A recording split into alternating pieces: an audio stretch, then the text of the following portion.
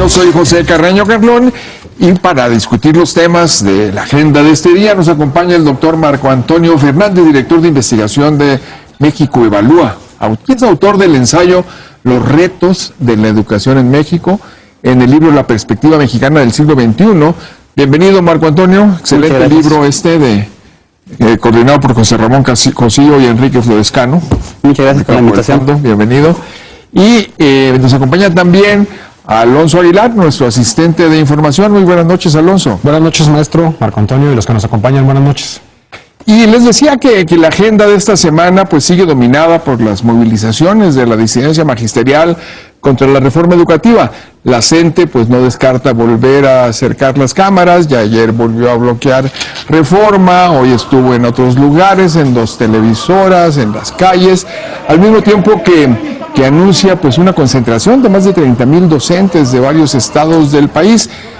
Danos un recuento de esta segunda semana de movilizaciones sindicales de este segmento del magisterio, Alonso. Sí, vamos a empezar con la portada de El Excelsior, que es la del jueves, de la del Congreso en fuga, que me gustó mucho el titular, porque puede incluso hacer alusión a que, apoyitos en fuga. Apoyitos en fuga, y de que también cercaron el Congreso de la Unión y tuvieron que irse a un centro en el poniente de la ciudad, un centro de convenciones en el poniente de la ciudad. A ver, ese punto, doblan a diputados. Doblan a diputados, que es la de Reforma, y bueno, ahorita vamos a ver más portadas de Reforma, que es que desde el viernes, el sábado y el domingo, como por decir esta de Ferren, que sí Reforma se fue más por la agenda ciudadana que por la agenda política. Por eso tenemos Aeropuerto Internacional de la Ciudad de México, algo que le interesaba mucho a la gente. También tenemos esta de Excelsior, ahora corren los senadores. Digamos que sí se fueron mucho más por cómo fue el movimiento dentro de la Ciudad de México, y no tanto en los mensajes políticos. Fue hasta el domingo con esta portada en Milenio que se colocó un mensaje del gobierno federal por parte de Osorio Chong, para el secretario de Gobernación, y ahora sí que por lo menos tratar de manejar un poco la agenda de los medios o cómo se habían portadas, ¿no? A ver, en este punto, Marco, a mí me interesa un punto realmente crítico, ¿no? Es decir, la obstrucción del trabajo de uno de los poderes constitucionales. Sí. Sí, lo primero que hacen los poderes, los gobiernos de facto, los poderes fácticos cuando cuando asaltan al poder, es cerrar los parlamentos, es cerrar los congresos. Es decir, quizás de todo lo demás habíamos visto bastante, pero no que despojaran de su sede a los poderes constituidos, Marco. Bueno, sí, no lo habíamos visto en la Ciudad de México. Exacto. Pero ya lo habíamos visto en otros estados. Habría que recordar que en Guerrero, por ejemplo, hace algunos meses, precisamente cuando comenzaba a calentarse el tema de la reforma educativa, los maestros del CETEC, que es la parte de la coordinadora de trabajadores del estado de Guerrero, sitió también el Congreso local y estuvo presionando a los congresistas a aprobar una reforma en el Estado que fuera acorde a lo que ellos establecían, es decir, que en el marco de las discusiones viene para tratar de ver cómo se iba a reformar la parte de evaluación, que ellos estuvieran su propia evaluación en Guerrero, en ese momento lo habían logrado. A ver, pero es un recurso, digamos, de los poderes absolutistas, eso de obstruir los congresos, ¿no? Para eso se inventó el fuero, para evitar precisamente esto. Pero fíjense ustedes en los incentivos que han tenido hasta hoy estos grupos. Es en las calles y no en el aula donde el magisterio consigue, por ejemplo, un mayor presupuesto educativo. Al menos esto descubrió en su tesis doctoral nuestro invitado de hoy, Marco Antonio Fernández. Cuéntanos, Marco. Sí, bueno, pues yo estoy tratando de hacer un estudio, se hizo un estudio sobre cuáles son los determinantes políticos, cuál es la lógica política detrás del gasto en educación. Y cómo los grupos organizados, en especial el magisterio, tenía su capacidad de influencia a través de las marchas, las huelgas, los plantones, demás acciones disruptivas, para influir las decisiones de los legisladores para poder otorgar mayores recursos al sector educativo. Y demuestro a través de una serie de análisis estadísticos en una base de datos que compilé, es una base original, de todas las marchas que han existido entre 1992 y 2008, de ellas días documenté que había 9.100 marchas en ese periodo que venían del sector educativo, de las cuales 4.500 fueron desarrolladas por los maestros del CENTE. Estas marchas demuestran a la hora de analizar la distribución tanto, por un lado, del presupuesto federal a través de las transferencias que manda la Federación a los estados para financiar educación, y después en un análisis del gasto educativo financiado por los propios estados, que las marchas sirven. Por eso le puse a mi tesis doctoral de las calles a las aulas, la lógica política o la economía política del gasto en educación, porque cada marcha ha representado en promedio en fondos federales 17 pesos adicionales por alumno, a partir de estas acciones disruptivas. Por lo tanto, demuestro que es un gran negocio, los incentivos son perversos, porque son, como tú lo mencionaste hace un momento, en las calles y no en el aula, donde se logra mayor presupuesto educativo. Donde también se pueden lograr también muchísimos movimientos políticos o muchísimos movimientos que pueden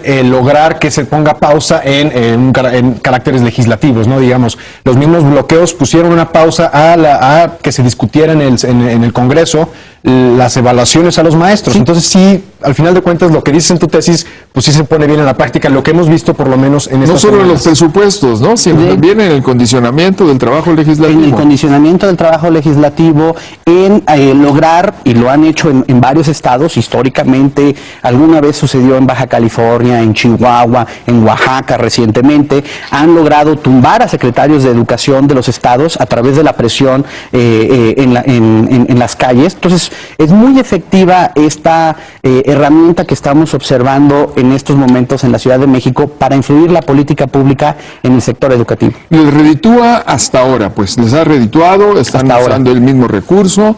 La pregunta es si les va a seguir redituando, ya porque están como jugando el todo por el todo en estos días en la Ciudad de México, ¿no? Es decir, tratando de revertir una reforma educativa que pues el Ejecutivo y el Pacto por México y todos los partidos principales apoyaron. Es un juego arriesgado el que están haciendo ahora, sin duda. Sin duda alguna, es decir, no es sorprendente por qué están en las calles.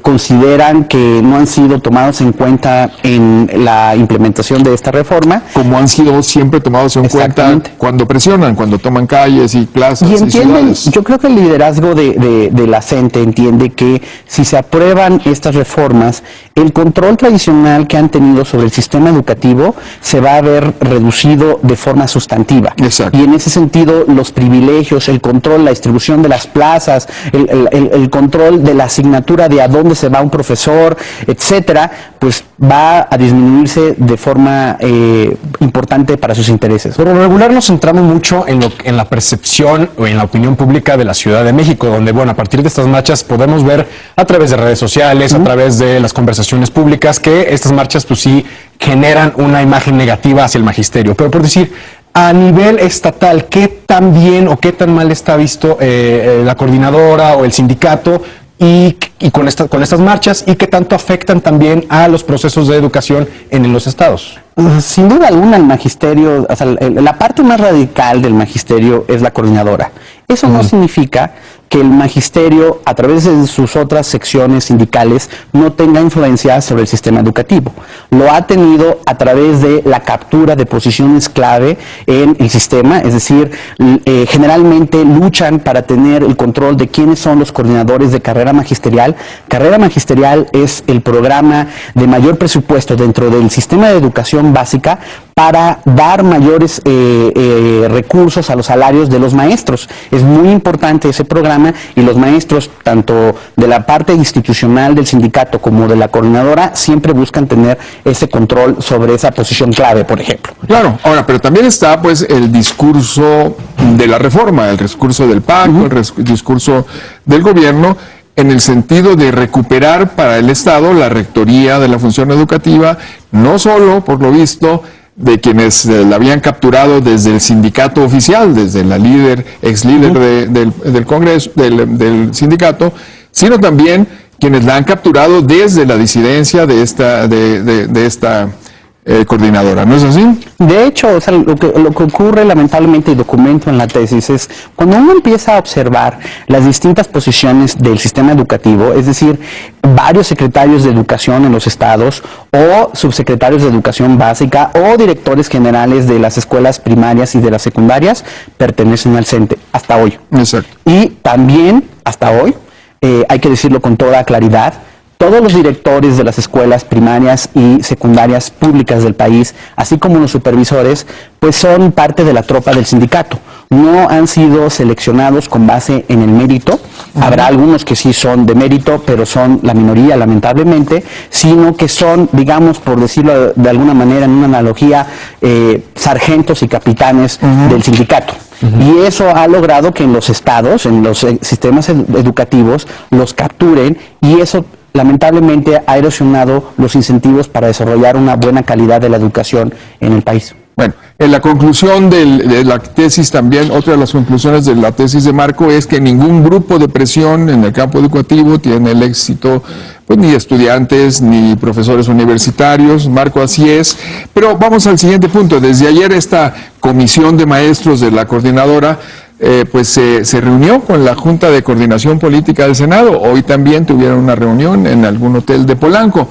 Han estado pues acordando discusiones sobre reforma educativa. Pero ¿qué perspectivas puede haber en esta mesa de negociación cuando una gran mayoría de la población encuentra en este acto de pues como condescendencia del Congreso junto con la condescendencia de otros poderes? Es decir, cuando de alguna manera se ha descubierto el truco, está sobre la mesa, de que estas movilizaciones son para conservar poderes de decisión dentro del sistema educativo, ganar más elementos presupuestales. Si está tan a la vista todo, ¿qué van a negociar en esas mesas? ¿Qué perspectivas tienen? Pues la verdad no queda muy claro. Y no queda muy claro porque hace algunas horas, cuando venía hacia Televisa y que era difícil llegar, y no se podía entrar, pues decidí ir a la calle y unirme al plantón de la CENTE, y empecé a entrevistarlos para entender mejor su perspectiva y ver qué es lo que realmente estaban pidiendo, dado lo que hemos estado estudiando y viendo en los medios y demás. Pasaste del cubículo a la calle, a la observación participante, entonces. Te pusiste a gritar contra Televisa y contra el gobierno, ¿no? Fue muy interesante porque yo había estado escuchando algunos señalamientos de algunos colegas tuyos en los medios que decían, hay que ponerse en los zapatos del magisterio y entenderlos. Y yo siempre he pensado, bueno, también hay que ponerse en los zapatos de los niños y los jóvenes que se quedan sin clases y de los padres de familia que observan que sus hijos no están siendo bien educados y que eventualmente no tendrán un buen trabajo por su mala educación. Dicho eso, platiqué con la gente, con algunos de los líderes que estaban afuera de las instalaciones de Televisa, y es interesante observar esta visión desde mi perspectiva un cuanto ideologizada. Es decir, dicen que sí quieren ser evaluados, pero se oponen a cualquier evaluación externa. Quieren que ellos sean los propios partícipes de la evaluación y los implementadores de la misma. Ellos quieren una cosa que perdón, pero en ningún lado, en ninguna otra chamba se tiene, que es que todo aquel egresado de las escuelas normales se les garantice una plaza en automático en el sistema educativo. Y la última petición muy enfática que tienen es que todos, no solamente los que están en funciones, sino también los que vendrán en un futuro, de los maestros, no sean despedidos una vez que reprueben 3 veces una evaluación a pesar de cursos de actualización y demás. Entonces, cuando yo escuchaba esos puntos de vista, pues hice preguntas incómodas. Por ejemplo, yo observaba que estaban tomando lista afuera de las calles a los maestros. Y les dije, oigan, ustedes dicen que son democráticos y no me queda muy claro qué tan democrático, de qué forma tan democrática vienen los maestros cuando ustedes le están tomando lista, y sabemos, por la investigación que hemos hecho, los que nos dedicamos al sistema educativo, a estudiar el sistema educativo, que esta lista sirve para que los maestros que sean bien portados eventualmente puedan acceder a buenos créditos para el magisterio. Bien portados en las manifestaciones. Bien portados respecto a las peticiones del magisterio, es a lo que me refiero, del sindicato. Pues tienen prebendas de mejores créditos para sus viviendas, o se les asigna una escuela cercana a donde viven, etcétera, ¿no? Entonces, se molestaron, pero fueron, y lo reconozco, fueron muy respetuosos. Dijeron, no, es que esos son mitos. Nosotros tomamos lista porque ¿qué tal si nos desaparecen a un maestro, el gobierno represor, y nosotros así lo podemos documentar? Entonces, francamente, me pareció un poco forzado el argumento. Y otro punto que yo les decía, bueno, yo entiendo que en Oaxaca las condiciones en las escuelas, muchas de ellas son difíciles. Pero hemos visto, y eso es lo que documento en la tesis, e incluso en un ensayo que está próximo a publicarse en un trabajo coordinado por los colegas de Mexicanos Primero, ahí yo muestro cómo se ha aumentado los presupuestos educativos sin que observemos, mejoras en la infraestructura. Y las instalaciones. Exacto, y mejoras en la calidad de la educación. Yo les dije, los salarios pues también, esto es como un barril sin fondo. Y ustedes quieren más y más, y perdón, no nos hagamos, pues eso sirve para financiar autobuses con los cuales ustedes se pueden transportar. Me dijo, no, esa parte, ya estás tú, son mitos, etcétera. Pero bueno, fue un intercambio interesante para observar posiciones. Al final yo les dije, bueno, les agradezco que me hayan dado las entrevistas. Con toda franqueza, estoy en desacuerdo de sus puntos de vista. Me parece que un estudiante oaxaqueño sí enfrenta situaciones muy desfavorables respecto al alumno que está en Monterrey o en Guadalajara, pero todo el país tiene que garantizar un mínimo de buena educación para todos. Y eso significa que todos tienen que ser evaluados bajo un mismo estándar, tomando en consideración condiciones socioeconómicas, pero un estándar mínimo de calidad con la cual podamos competir en el mundo. Y eso aparte es una visión que casi no está ni siquiera en los medios. Vemos los columnistas que han colocado estos mensajes en sus columnas, por llamarlo de una manera, y se van más por los permisos o la permisividad que daba el gobierno del Distrito Federal a los bloqueos de la CENTE aquí en México, en la Ciudad de México, ¿no? Entonces sí, estas visiones no están tan permeadas, por lo menos en los medios de comunicación, y sí se van más por la crítica hacia lo que no está haciendo bien el gobierno del Distrito Federal o el gobierno federal. Bueno, ahí lo que tenemos es un buen reportero, aparte de un buen investigador académico, que nos dio una muy buena lección de qué preguntar, ¿no? A partir del conocimiento de cómo funcionan estas movilizaciones. Los invitamos a visitar en internet el portal de noticierostelevisa.com, para que descubra las sorpresas que tiene para usted, además de que podrá revisar el debate de los medios sobre los medios de comunicación, toda la discusión que hay en vivo en el programa, para revivirla en el portal. Ahí van a encontrar cosas de las que hace Alonso Aguilar, les pueden interesar. Nosotros nos vamos a un corte para volver con los temas de las pláticas de usted y los suyos. Eso es la agenda pública.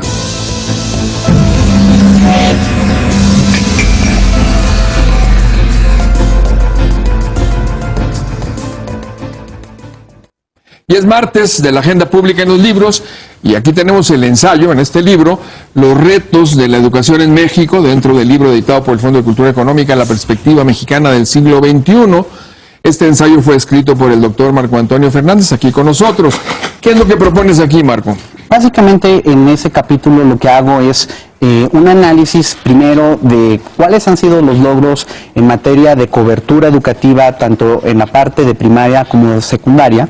Luego, y señalo cuáles son los retos que persisten en términos de otros indicadores que son más importantes, como el egreso en tiempo y forma de nuestros alumnos en cada grado. Después veo una parte de la calidad educativa, cuáles son las señales que tenemos que se evidencian de la mala calidad educativa. Y luego, yo soy politólogo y me centro en dar una explicación de política del por qué este mal equilibrio que hemos observado hasta ahora en el sistema educativo se ha mantenido y cómo se podía, y doy propuestas de cómo podría cambiarse.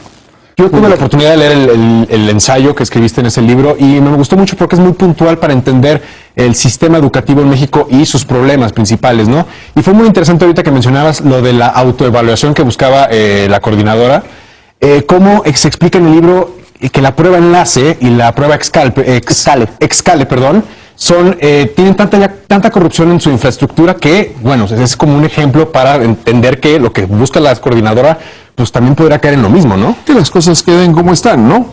Sí. Más o menos, pero Hay otro libro que desde el título es muy interesante. El profesor de Stanford, Terry Moe, ha realizado amplios estudios en los sindicatos estadounidenses de profesores y su impacto en las escuelas públicas de ese país. Teachers Unions, es decir, en los sindicatos de maestros y las escuelas públicas en Estados Unidos. Recientemente está coordinando una publicación sobre los sindicatos magisteriales en todo el mundo. Y pues nuestro invitado, Marco Antonio Fernández, colaboró para el caso de México como representativo de América Latina. Cuéntanos, Marco, ¿qué estás proponiendo para un tema tan actual como este de los profesores de los sindicatos magisteriales? Básicamente trato de ahí hacer un recuento de cómo es posible que ha tenido esta fuerza política el magisterio, su sindicato, que ha permitido que los distintos gobiernos, tanto de los estados como el gobierno federal, hayan cedido el control de posiciones claves en el sistema educativo y precisamente a la luz de lo que estamos observando, cuáles son algunas de las políticas públicas que pudieran reducir la influencia del sindicato sobre el aparato administrativo de la educación en el país. Terry Moe, como lo mencionas, es uno de los profesores más agudos de los sindicatos magisteriales en Estados Unidos. Es un gran libro en donde precisamente la tesis principal del libro es: la educación en Estados Unidos no es de buena calidad en las primarias y en las secundarias, porque para modificarlo los maestros y sus sindicatos han resistido, y suena muy familiar la historia, a pruebas de evaluación, a que es imposible prácticamente despedir a un mal maestro en los Estados Unidos, y ahí hace un recuento de la parte política y su influencia en el sistema educativo. Bueno, ¿cómo comparar, porque también abordaste varios sindicatos en América Latina, cómo comparar el caso mexicano, que ya lo tenemos muy presente, por lo menos desde los medios y en nuestras vidas, con, por decir, algún sindicato magisterial en Argentina, en Brasil, en Perú? Pues sin duda en América Latina, a mí me pidieron un estudio precisamente de los diferentes sindicatos magisteriales en la región, y sin duda el caso mexicano es como el gran caso particular del extremo poder que puede tener un sindicato sobre el sistema educativo. Dicho eso, en el caso de Ecuador, por ejemplo, la Unión Nacional de Educadores era un sindicato muy fuerte, al cual el presidente Correa decide enfrentar precisamente las circunstancias son muy similares de lo que estamos observando ahorita en México, con una reforma en donde se establece la evaluación docente.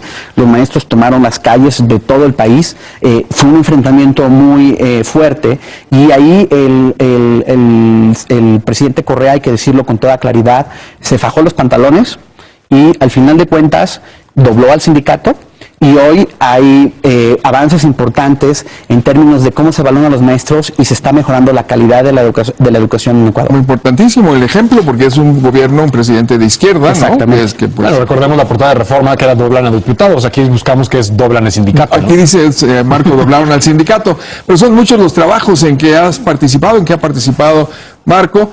Muchos investigadores también han entrado a la educación en México, en América Latina. ¿Cuáles serían los más recomendables dentro de estos libros que tenemos aquí, que tú nos trajiste para la discusión, para informar este programa?